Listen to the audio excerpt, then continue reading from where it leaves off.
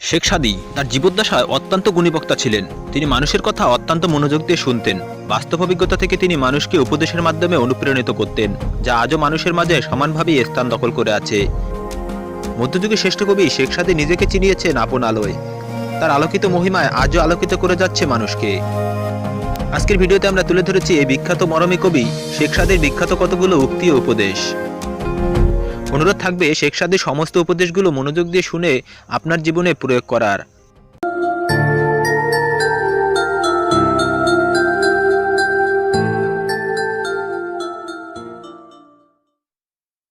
শেখ সাদী বলেন, পাক না খেয়ে মরলেও কুকুরের মতো উচ্ছিষ্ট মুখে তোলে না। অকৃতজ্ঞ মানুষের চেয়ে কৃতজ্ঞ কুকুরও ছেড়য়। মন্দ লোকের সঙ্গে যার উঠা বসা, সে কখনো কল্যাণের মুখ দেখবে না। প্রতাপশালী লোককে সবাই ভয় পায়, কিন্তু শ্রদ্ধা করে না। যে মিথ্যায় মঙ্গল নিহত, তাহা অসৎ উদ্দেশ্যে প্রণোদিত সত্য অপেক্ষায়ও শ্রেষ্ঠতর।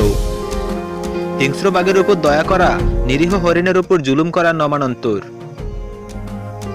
আগতন্তুর কোনো বন্ধু নেই আর একজন আগতন্তু ছাড়া। যে সৎ হয়, নিন্দা তার কোনো অনিষ্ট করতে পারে না।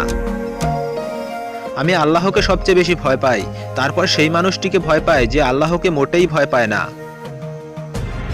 অজ্ঞের পক্ষে নিরাপদাই হচ্ছে সবচেয়ে উত্তম পন্থা। এটা যদি সবাই জানতো তাহলে কেউ অজ্ঞ হতো না।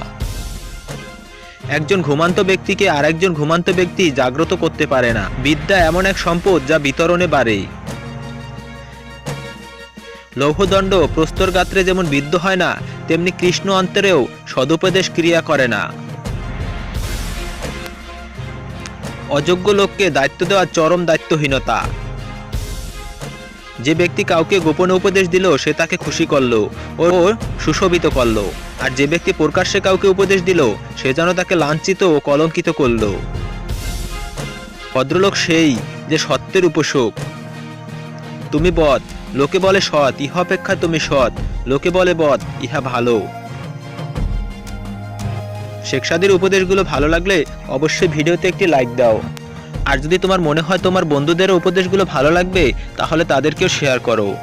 আর এখনই আমাদের চ্যানেলকে সাবস্ক্রাইব করো এবং পাশের বেল আইকনে ক্লিক করো পরবর্তী ভিডিওটির নোটিফিকেশন সাথে সাথে পাওয়ার জন্য। আজকের